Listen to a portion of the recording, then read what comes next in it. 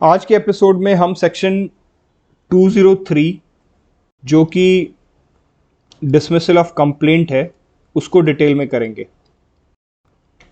Dismissal of complaint शुरू करने से पहले हम एक बार कंप्लेंट प्रोसीडिंग की जो हमने चीज़ें अभी तक देखी हैं उसको थोड़ा सा रिकैप कर लेते हैं, तभी हम डिसमिसल ऑफ कंप्लेंट को बेहतर तरीके से समझ पाएंगे।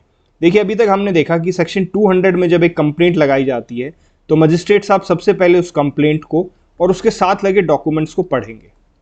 उसके पढ़ने के बाद अगर उन्हें लगता है कि उनको फर्दर प्रोसीड मामले में करना चाहिए तो वो अगली प्रोसीडिंग करेंगे, और जैसे ही वो अगली प्रोसीडिंग करेंगे तो हम ये बोलेंगे कि मजिस्ट्रेट साहब ने कॉग्निजेंस ले लिया है। अगली प्रोसीडिंग कौन सी होगी? अगली प्रोसीडिंग होगी सेक्शन 200 के अंदर examination of complainant and his witnesses. ठीक है, ये हम बहुत बार डिस्कस कर चुके हैं पुराने एपिसोड्स में कि यहां पर जो विटनेसेस आएंगे वो कंप्लेनेंट खुद लेके आएंगे, अपने खर्चे पे लेके आएंगे, खुद बुला के लेके आएंगे। कोर्ट इस स्टेज पर उन विटनेसेस को किसी भी तरीके का कोई भी सम्मन या बुलावा नहीं देगा, यहां तक की जिम्मेदारी कंप्लेनेंट की है। ठीक है जी। अब देखिए फर्दर प्रोसीड, उन्होंने सबसे पहले ये पढ़ा, कंप्लेंट पढ़ी, डॉक्यूमेंट्स पढ़े, उसके बाद उन्हें लगा कि हाँ फर्दर प्रोसीडिंग होनी चाहिए तो उन्होंने एग्जामिनेशन कर लिया सेक्शन 200 में। अब कंप्लेनेंट और विटनेसेस को एग्जामिन करने के बाद देखिए तीन चीज होंगी। पहली चीज, उन्हें लगता है कि there are sufficient grounds to proceed further. भाई इसमें आगे कार्रवाई होनी चाहिए, इसमें अच्छा भला सफिशिएंट ग्राउंड है और ऑफेंस तो हुआ है, इसलिए मुझे इसमें आगे अब देखना चाहिए, फर्दर प्रोसीड करना चाहिए। अगर फर्दर प्रोसीड करने के सफिशिएंट ग्राउंड हैं तो हम क्या कर देंगे? Issue of process. Issue of process क्या होता है? अब भैया अक्यूज को बुला लो। अभी तक हमने अक्यूज को नहीं बुलाया था, accused is nowhere in the picture till now, लेकिन अब हम अक्यूज को बुला लेंगे। ठीक है जी। दूसरी हो सकता है यहां पे थे सफिशिएंट ग्राउंड, दूसरा हो सकता है कि there are no sufficient ground. Complainant को सुनने के बाद और विटनेस को सुनने के बाद मजिस्ट्रेट साहब को लगता है कि सफिशिएंट ग्राउंड तो है ही नहीं प्रोसीड फर्दर करने के, तो वो क्या करेंगे? वो डिसमिसल ऑफ कंप्लेंट कर देंगे। कौन से सेक्शन के अंदर? सेक्शन 203 के अंदर। अब आ जाइए आगे। अब मान लीजिए सफिशिएंट, यहां पे तो वो श्योर था ना, ही वाज डिसाइडेड कि आगे प्रोसीड करें या ना करें, और यहां पर ही वाज डिसाइडेड कि नहीं भैया आगे प्रोसीड नहीं करते। मान लीजिए वो अनडिसाइडेड होंगे, तो हमने क्या बोला था? हमने बोला था postponement of issue of process section 202 में, और मजिस्ट्रेट को हमने पावर दी थी कि वो इंक्वायरी करवा सकते हैं और वो इन्वेस्टिगेशन करा सकते हैं। ठीक है, अब इस इंक्वायरी और इन्वेस्टिगेशन के बाद तो उनको डिसाइड करना पड़ेगा ना कि सफिशिएंट ग्राउंड है या नहीं है। तो यहां पर दो चीजें होंगी, या तो सफिशिएंट ग्राउंड है, अगर सफिशिएंट ग्राउंड है तो क्या हो जाएगा? इश्यू ऑफ प्रोसेस, और अगर सफिशिएंट ग्राउंड नहीं है तो क्या होगा? Dismissal of complaint. ठीक है जी। तो अब देखिए डिसमिसल ऑफ कंप्लेंट यहां पर हो रही है जब शुरू में ही उन्हें लग गया था कि सफिशिएंट ग्राउंड है, और डिसमिसल ऑफ कंप्लेंट इस स्टेज पर भी हो रही है जब इंक्वायरी और इन्वेस्टिगेशन करवाने के बाद मजिस्ट्रेट साहब को लगता है कि नहीं सफिशिएंट ग्राउंड तो नहीं है। तो this is what dismissal of complaint is, कि हम आपकी कंप्लेंट को डिसमिस कर रहे हैं क्योंकि मेरे ओपिनियन में, मतलब मजिस्ट्रेट के ओपिनियन में, there are no sufficient ground. ठीक है, तो again I am repeating, dismissal of complaint is dismissing the complaint and not proceeding further because the magistrate is of the opinion that there are no sufficient ground to proceed further. ठीक है जी। अब section 203 को एक बार बेरेक्ट से देख लेते हैं और देखते हैं कि बेरेक्ट क्या कहता है सेक्शन 203 को लेकर। देखिए बेरेक्ट कहता है, if after considering the statement on oath, if any, of the complainant and of the witnesses and the result of inquiry or investigation, if any, under section 202, the magistrate is of the opinion that there is no sufficient ground for proceeding, he shall dismiss the complaint, and in every such case he shall briefly record his reasons for doing so. देखिए बहुत simple बात बोल रहा है। ये क्या बोल रहा है कि सबसे पहले मजिस्ट्रेट क्या करेंगे, क्या कंसिडर करेंगे? उनको कुछ चीज कंसिडर करनी पड़ेगी। उन चीजों को कंसिडर करने के बाद मजिस्ट्रेट साहब को एक ओपिनियन फॉर्म करना पड़ेगा, और उस ओपिनियन में अगर मजिस्ट्रेट साहब का ओपिनियन यह बनता है कि सफिशिएंट ग्राउंड नहीं है, तो मजिस्ट्रेट साहब उस कंप्लेंट को शैल डिसमिस कर देंगे। और अगर वो उस कंप्लेंट को डिसमिस करते हैं तो उसका वो रीजंस भी रिकॉर्ड करेंगे। ठीक है, it is as simple as that. आपको बड़े फ्लो चार्ट पे समझाता हूं, शायद यहां से आपको और ज्यादा क्लियर हो जाएगा। सेक्शन 203 सिर्फ इतना बोल रहा है कि आप मजिस्ट्रेट साहब को कुछ चीजें कंसिडर करनी पड़ेंगी। क्या क्या कंसिडर करनी पड़ेगी? सेक्शन 200 में जो उन्होंने कंप्लेनेंट और उनके विटनेसेस का एग्जामिनेशन किया है उसको आप कंसिडर कीजिए। बल्कि उससे पहले, जो कि सेक्शन 203 में मेंशन नहीं है, हम अपनी तरफ से जोड़ लेते हैं। सबसे पहले तो वो कंप्लेंट और उसके साथ जो अटैच डॉक्यूमेंट है उसको कंसिडर करेंगे। ये भी तो एक इंटीग्रल पार्ट है ना, कंप्लेंट और उसके साथ अटैच डॉक्यूमेंट। उसके बाद सेक्शन 200 में जो कंप्लेनेंट और उसके विटनेसेस का जो एग्जामिनेशन हुआ है उसको कंसिडर कीजिए। और अगर आपने सेक्शन 202 में इंक्वायरी या इन्वेस्टिगेशन करवाई है तो आप उसको कंसिडर करेंगे। इन सब पहलुओं को कंसिडर करने के बाद अगर आपका ओपिनियन बनता है कि सफिशिएंट ग्राउंड नहीं है आगे प्रोसीड करने के, तो आप उसको डिसमिस कर देंगे। लेकिन अगर आप उसको डिसमिस करते हैं तो आपको उसका एक रीजनड ऑर्डर देना पड़ेगा। मतलब कि आपको अपने ऑर्डर में जो डिसमिसल का ऑर्डर आप लिखेंगे एज अ मजिस्ट्रेट, उसमें आपको रीजंस देने पड़ेंगे कि इन रीजंस के कारण मुझे लगता है कि सफिशिएंट ग्राउंड नहीं है आगे प्रोसीड करने का, इसलिए मैं इस कंप्लेंट को डिसमिस करता हूं। तो रीजनड ऑर्डर होना चाहिए। ठीक है जी, I hope this basic thing is clear. तो अगर मैं आपसे पूछूं कि अगर मजिस्ट्रेट साहब डिसमिस करते हैं कंप्लेंट को तो वो किस किस चीज पर अपना ओपिनियन बेस कर रहे हैं, तो जैसे मैंने आपको बताया, कंप्लेंट प्लस दी अटैच डॉक्यूमेंट्स, सेक्शन 200 में किया गया एग्जामिनेशन कंप्लेनेंट का और विटनेस का, और अगर सेक्शन 202 में postponement of issue of process किया था उसमें अगर कोई भी इंक्वायरी या इन्वेस्टिगेशन आपने की है उसको भी मजिस्ट्रेट कंसिडर करेगा। तो ये तो बेसिक सी बात हो गई। अब हम कुछ एग्जाम्पल्स देखते हैं और ये देखते हैं कि उसमें डिसमिसल करना ठीक रहेगा या नहीं रहेगा। सबसे पहला देखते हैं, मान लीजिए accused is not known, is it a valid ground to dismiss the complaint? So there are various judicial pronouncement जिसमें क्लियरली कहा गया है कि ये वैलिड ग्राउंड नहीं है। भैया अक्यूज का नहीं पता, ठीक है, we understand that there might be many cases where it is very difficult to locate the accused, that is understandable। लेकिन अक्यूज का नहीं पता इसका मतलब ये तो नहीं हुआ ना कि ऑफेंस नहीं हुआ, ऑफेंस तो हुआ ही है। तो सिर्फ इसलिए क्योंकि अक्यूज का नहीं पता आप कंप्लेंट को डिसमिस नहीं करोगे, ये कोई वैलिड ग्राउंड नहीं है। ठीक है जी, दूसरा देखते हैं। मान लीजिए कंप्लेनेंट ने डिले कर दिया कंप्लेंट फाइल करने में, तो क्या ये एक सफिशिएंट ग्राउंड है फर्दर प्रोसीड ना करने का, या is it a valid ground to dismiss the complaint? The answer is no.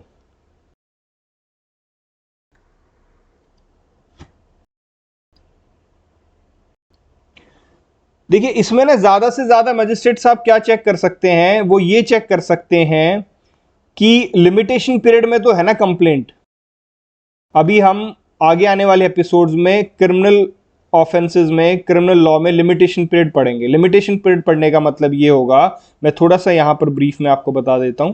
मान लीजिए यहां पर ऑफेंस हुआ है तो कितने दिन के अंदर आप उसकी कंप्लेंट कर सकते हैं। ठीक है, उसका लिमिटेशन पीरियड दिया गया है, उस समय के अंदर आप कंप्लेंट नहीं करते हैं तो वो कंप्लेंट कॉग्निजेंस उसका नहीं लिया जाएगा। ये सब हम डिटेल में करेंगे, लेकिन अभी के लिए आप इतना समझ लीजिए कि जब कंप्लेंट में डिले है, मान लीजिए ऑफेंस हुआ है यहां पर और कंप्लेंट हुई है यहां पर, तो ये डिले हो गया। भैया आपने साथ के साथ क्यों नहीं डाली, यहां पर क्यों नहीं डाली, आपने इतना डिले क्यों किया? तो ये कोई वैलिड ग्राउंड नहीं है कंप्लेंट को डिसमिस करने का कि आपकी कंप्लेंट में डिले था। No, only thing the magistrate can do is, वो सिर्फ ये चेक करेंगे कि भैया लिमिटेशन पीरियड तो नहीं चला गया। मान लीजिए लिमिटेशन पीरियड यहां पर था और वो अब खत्म हो चुका है, तो ठीक है, magistrate will not take the cognizance, और उनका कदम बिल्कुल ठीक है, वो कॉग्निजेंस ही नहीं लेंगे। सेक्शन 200 में जब कंप्लेंट आई तो वो कॉग्निजेंस ही नहीं लेंगे, मतलब वो सेक्शन 200 का एग्जामिनेशन ही नहीं करेंगे। ठीक है जी, लेकिन अगर मान लीजिए लिमिटेशन पीरियड यहां पर है और कंप्लेंट में डिले है लेकिन लिमिटेशन पीरियड से पहले है, तो this is not a valid ground to dismiss the complaint. इस ग्राउंड पे कंप्लेंट डिसमिस नहीं होगी। तीसरा देखते हैं, मान लीजिए मजिस्ट्रेट साहब को लगता है कि जो कंप्लेंट की गई है उसके पीछे मैलिफाइड मोटिव है। Is it a ground to dismiss the complaint? The answer is again no. इसलिए ग्राउंड नहीं है। मजिस्ट्रेट साहब का काम सिर्फ यह देखना है कि जो कंप्लेंट है और उसके बाद जो कंप्लेनेंट का एग्जामिनेशन हुआ है, क्या उससे किसी ऑफेंस के होने के सुफिशिएंट ग्राउंड, सुफिशिएंट रीजंस दिखते हैं या नहीं दिखते।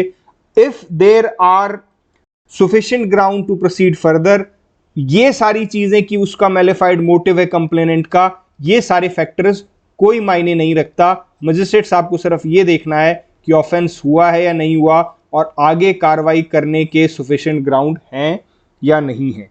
What matters is the substance in the complaint. भैया आपने जो कंप्लेंट दी है उसमें सब्सटेंस है या नहीं है, उसमें कुछ सुफिशिएंट ग्राउंड दिख रहा है या नहीं दिख रहा। ये बिल्कुल मैटर नहीं करता कि कंप्लेनेंट का मोटिव क्या है। उसका मोटिव चाहे मैलिफाइड हो चाहे बोनाफाइड हो, उसके मोटिव से हमें कोई फर्क नहीं पड़ता। हमें सिर्फ और सिर्फ इस बात से फर्क पड़ता है कि कंप्लेंट का सब्सटेंस क्या है। What is the substance of the complaint. ठीक है जी, चलिए आगे चलते हैं। अब हम देखते हैं, ये सारे हमने देखे बैड ग्राउंड्स, मतलब वो ग्राउंड जिन पर की कंप्लेंट डिसमिस नहीं होनी चाहिए। अब हम देखते हैं some good grounds of dismissal of complaint, मतलब वो ग्राउंड जिस पे की कंप्लेंट को डिसमिस किया जा सकता है। चलिए, पहला, complaint relates to a matter which is of pure civil nature. भैया अगर जो मामला है वो प्योर सिविल नेचर का है तो उस मामले में कंप्लेंट को डिसमिस किया जा सकता है। बिल्कुल वाजिब सी बात है। जब मामला सिविल नेचर का है तो आप सिविल सूट दायर कीजिए। कंप्लेंट से आपका कोई भी किसी तरीके का काम नहीं बनने वाला है, क्योंकि सिविल लॉ की एप्लीकेशन आ जाएगी और सीआरपीसी, आईपीसी इनकी एप्लीकेशन नहीं रहेगी इन ए प्योर सिविल मैटर। तो अगर जो आपके पास कंप्लेंट आई वो प्योर सिविल नेचर की है तो आप बिल्कुल उस मामले को डिसमिस कर सकते हैं। There is no problem with that and it is a very valid ground to dismiss the complaint. आगे देखते हैं, मान लीजिए कंप्लेनेंट ने कंप्लेंट डाल दिया, उसके बाद वो आई ना, वो डिफॉल्ट करें अपीयरेंस में। This is also a valid ground, जिसको हम अभी अगले एपिसोड में थोड़ा डिटेल में करेंगे। अभी के लिए आप इतना समझ लीजिए कि अगर कंप्लेनेंट डिफॉल्ट करते हैं अपीयरेंस में, मतलब वो कंप्लेंट दाखिल करने के बाद कोर्ट में नहीं आते, जब भी कोर्ट बुलाता है वो नहीं अपीयर होते हैं, तो ये भी एक वैलिड ग्राउंड है डिसमिसल ऑफ कंप्लेंट का, और इसको हम बोलते हैं डिसमिसल फॉर डिफॉल्ट। ये मेरिट्स पे डिफॉल्ट डिसमिसल नहीं हो रहा है, ये मेरिट्स पे डिसमिसल नहीं हो रहा है। ये डिसमिसल क्यों हो रहा है? डिफॉल्ट के कारण। और डिफॉल्ट किसका? कंप्लेनेंट का। ठीक है जी, तो ये कुछ वैलिड ग्राउंड्स हैं जिस पर की कंप्लेंट आपकी डिसमिस हो सकती है, अदर देन ऑल दो सफिशिएंट ग्राउंड्स और जिनके बारे में हमने बात की। अब डिसमिसल ऑफ कंप्लेंट में एक इंपॉर्टेंट इश्यू और आता है, उसको देखते हैं।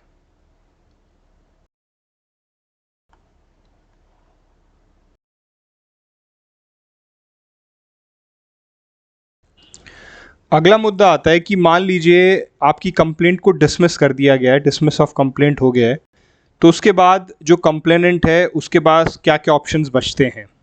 ठीक है, तो सबसे पहला ऑप्शन है उसके पास सेक्शन 399 में वो रिवीजन के लिए अप्लाई कर सकता है कोर्ट ऑफ सेशन में। दूसरा ऑप्शन है वो सेक्शन 401 में रिवीजन के अप्लाई कर सकता है हाई कोर्ट में।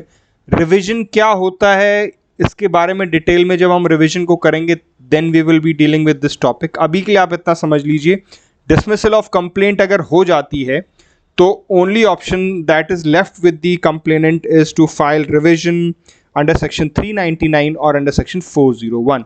यहीं पर एक सवाल और बनता है कि क्या कंप्लेनेंट सेकंड कंप्लेंट डाल सकता है?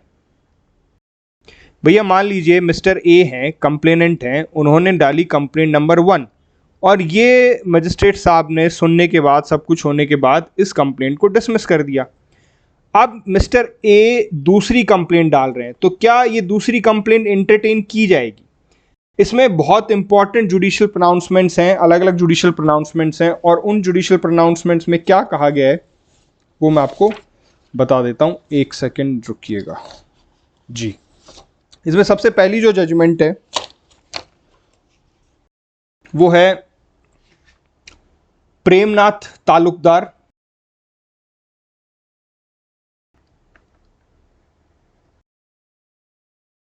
वर्सेस सरोज नारायण सरकार 1962 सुप्रीम कोर्ट। और इस जजमेंट में क्लियरली ये कहा गया कि अगर पहले वाली कंप्लेंट प्रॉपर हियरिंग के बाद उसे डिसमिस किया गया है तो दूसरी कंप्लेंट किसी भी सूरत में एंटरटेन नहीं की जाएगी।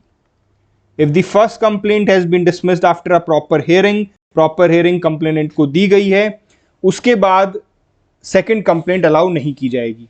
इसी को लेके कुछ और जजमेंट्स आई बाद में और उसमें इस टॉपिक को और ज्यादा क्लियर किया गया और कुछ और कैटेगरीज बताई गई जिसमें यह कहा गया कि ठीक है, अगर सेकंड कंप्लेंट अलाउ भी होगी तो सिर्फ इन मामलों में होगी। वो कौन से मामले और वो जजमेंट कौन सी, ये देखते हैं। तो जजमेंट्स नोट कर लीजिए पहले आप। Poonam Chand Jain versus Fajru 2004 supreme court. उसके बाद पूनम चंद जैन वर्सेस फजरू, नाम यही रहेंगे, 2010 की जजमेंट है। इन दोनों जजमेंट्स में दोबारा से ये बात कही गई कि भैया प्रॉपर हियरिंग अगर की गई है तो कंप्लेंट सेकंड वाली अलाउड नहीं होगी। और इसमें कुछ कैटेगरीज भी बना दी गई कि अगर सेकंड कंप्लेंट अलाउ हो भी तो इन मामलों में होगी। वो कौन कौन से मामले हैं वो मैं आपको बताता हूं। सबसे पहला, when the dismissal of complaint is on an incomplete record. Incomplete record से क्या मतलब है? भैया जो रिकॉर्ड था वो कंप्लीट नहीं किया गया। रिकॉर्ड कंप्लीट नहीं किया गया इसका मतलब एग्जामिनेशन कंप्लीट नहीं हुआ।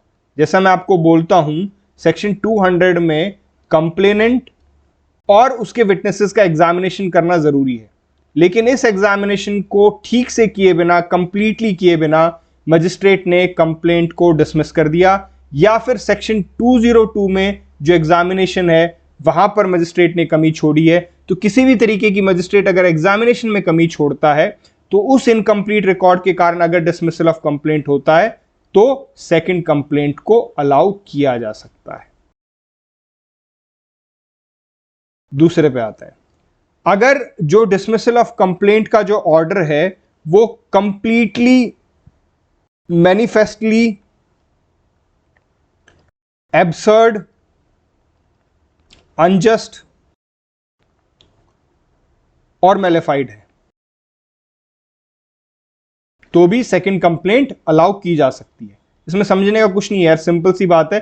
डिसमिसल ऑफ कंप्लेंट जो पहले हुई है, जो पहली एप्लीकेशन थी, कंप्लेनेंट जो पहले कंप्लेंट थी, वो मैनिफेस्टली एब्सर्ड है, अनजस्ट है, मेलेफाइड है। क्लियरली ये पता चल रहा है कि भैया ये एक मेलेफाइडली डिसमिस की गई कंप्लेंट है। इस मामले में सेकंड कंप्लेंट अलाउ की जा सकती है। तीसरा, when in the first complaint while dismissing the complaint the magistrate has not applied his judicial mind. Simple सी बात है, मजिस्ट्रेट जो भी फैसला लेगा अपना जुडिशियल माइंड अप्लाई करने के बाद लेगा, लेकिन जो उसने फर्स्ट कंप्लेंट को डिसमिस किया, मजिस्ट्रेट साहब ने जुडिशियल माइंड अप्लाई नहीं किया। आगे देखते हैं। उसके बाद, the first complaint was dismissed due to misunderstanding of the nature of the complaint. Nature of the complaint से मैं क्या कहना चाहता हूं? नेचर ऑफ द कंप्लेंट से मैं कहना चाहता हूं, मान लीजिए पहली कंप्लेंट को मजिस्ट्रेट साहब ने सिविल नेचर की मान लिया और सिविल नेचर की मानकर उस कंप्लेंट को उन्होंने डिसमिस कर दिया, जबकि जो फैक्ट्स थे उस कंप्लेंट के वो बता रहे थे कि वो प्योर सिविल नेचर की नहीं है, that is of criminal nature only. और इस मिसअंडरस्टैंडिंग के कारण उस कंप्लेंट को डिसमिस किया गया है। तो इस मिसअंडरस्टैंडिंग का खामियाजा कंप्लेनेंट नहीं भरेगा, इसलिए उसकी सेकंड कंप्लेंट को अलाउ किया जा सकता है। आते हैं पांचवें पॉइंट पे। उसके बाद मैंने आपको कहा सेक्शन 203 की बहुत इंपॉर्टेंट रिक्वायरमेंट है कि जब भी आप किसी कंप्लेंट को डिसमिस करेंगे तो आप एक रीजनड ऑर्डर देंगे। आपका जो डिसमिसल ऑफ कंप्लेंट का ऑर्डर वो स्पीकिंग ऑर्डर होना चाहिए। स्पीकिंग ऑर्डर का मतलब होता है कि वो ऑर्डर जो अपने आप में बोलता हो ऑर्डर है, मतलब कि उसमें रीजंस दिए गए हैं और वो रीजंस उस ऑर्डर के रिजल्ट को जस्टिफाई कर रहे हैं। तो अगर आपने स्पीकिंग ऑर्डर नहीं दिया है पहली कंप्लेंट को डिसमिस करते हुए, उस स्थिति में भी सेकंड कंप्लेंट को अलाउ किया जा सकता है। उसके बाद आते हैं छठी सिचुएशन। छठी सिचुएशन है सेकंड कंप्लेंट जो डाली गई है वो कुछ ऐसे फैक्ट्स पर आधारित है जो कि न्यू फैक्ट्स हैं, और वो न्यू फैक्ट्स ऐसे हैं कि कंप्लेनेंट ड्यू डिलिजेंस के बाद भी पहले उनका पता नहीं लगा सकता था। मैं इसका एग्जांपल देता हूं। मान लीजिए ये कंप्लेंट ए है जो पहले डाली गई है और ये कंप्लेंट बी है जो सेकंड कंप्लेंट है। कंप्लेंट ए के जो फैक्ट्स हैं वो ये हैं जो कि हम ब्लैक कलर से कर रहे हैं, और कंप्लेंट बी के फैक्ट्स हैं, कुछ तो फैक्ट्स कॉमन हैं और कुछ नए फैक्ट्स आए हैं जो कि मटेरियल फैक्ट्स हैं जिसको कि हम ग्रीन कलर से कर रहे हैं। अब ये जो दूसरी वाली कंप्लेंट है ये इन नए फैक्ट्स पर बेस्ड है, और इसलिए कंप्लेनेंट को लगता है कि नए फैक्ट्स पर बेस्ड है, इसलिए हो सकता है कि मजिस्ट्रेट साहब अब कन्विंस हो जाएं प्रोसीड फर्दर करने के लिए। लेकिन ये जो नए फैक्ट्स हैं ये वो फैक्ट होने चाहिए जो पहली कंप्लेंट डालते वक्त पॉसिबल ही नहीं थे कि बी को इन फैक्ट्स के बारे में पता होता अगर बी ड्यू डिलिजेंस से भी चल रहा होता। देखिए, अगर बी की गलती थी, बी की गलती के कारण बी को ये सब सॉरी बी तो सेकंड कंप्लेंट है, मैं कहना चाह रहा हूं अगर कंप्लेनेंट की गलती थी जिसके कारण उसको इन फैक्ट्स के बारे में नहीं पता चला, ये जो ग्रीन फैक्ट्स हैं, तो सेकंड कंप्लेंट अलाउ नहीं होगी। लेकिन कंप्लेनेंट की कोई गलती नहीं थी, उसने अपनी तरफ से पूरी कोशिश की, ड्यू डिलिजेंस दिखाया, लेकिन उसके बाद भी ये जो नए फैक्ट हैं ये इसकी नॉलेज में पहले नहीं थे लेकिन अब उसकी नॉलेज में आए हैं, तो अब ये नए फैक्ट्स के आधार पर नई कंप्लेंट डाल रहा है, इसलिए सेकंड कंप्लेंट अलाउ की जाएगी। With this we end our topic dismissal of complaint.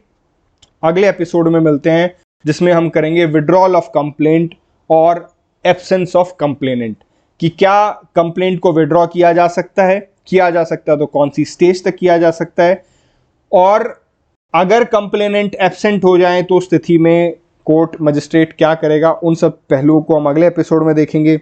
चलिए, धन्यवाद, थैंक यू।